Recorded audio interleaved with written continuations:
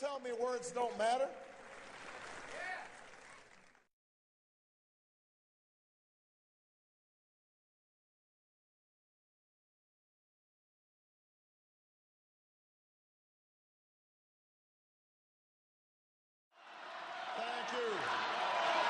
Thank you. Thank you. Thank you. Thank you.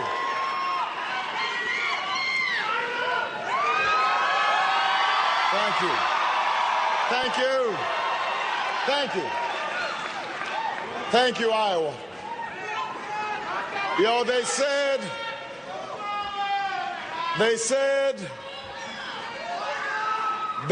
this day would never come.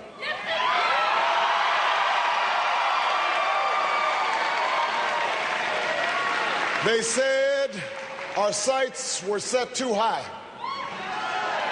They said this country was too divided, too disillusioned to ever come together around a common purpose.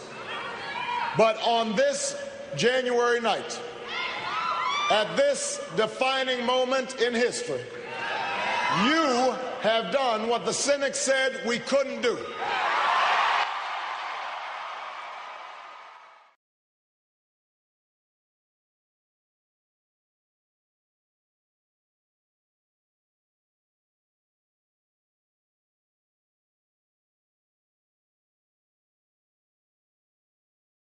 Well, Nora, something else happened in New Hampshire that we're still analyzing within the Barack Obama campaign. First of all, we're moving on to South Carolina.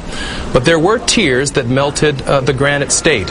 And those tears that Mrs. Clinton cried on that day clearly moved voters. She somehow connected with those voters. But those tears also have to be analyzed. They have to be looked at very, very carefully in light of Katrina, in light of other things that Mrs. Clinton did not cry for, particularly as we head to South Carolina, where 45% of African Americans will participate in the Democratic contest, and they see real hope in Barack Obama. We saw something very clever in the last week of this campaign, coming out of Iowa, going into New Hampshire. We saw a sensitivity factor, something that Mrs. Clinton has not been able to do with voters, that she tried in New Hampshire. Not in response to voters, not in response to Katrina, not in response to other issues that have devastated the American people, the war in Iraq.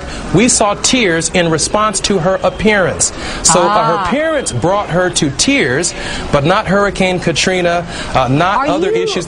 Congressman, are you suggesting then that it was a little bit affected, her tears, that it was staged? I wouldn't say that, but I am saying that there are a lot of issues for which we can be emotional on in this campaign, and I'm super sensitive to that. There are people who are without jobs. We're approaching a recession. The subprime market has collapsed as people are losing their homes.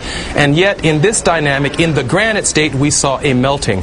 And so we go to South Carolina, moving forward now with our message of hope.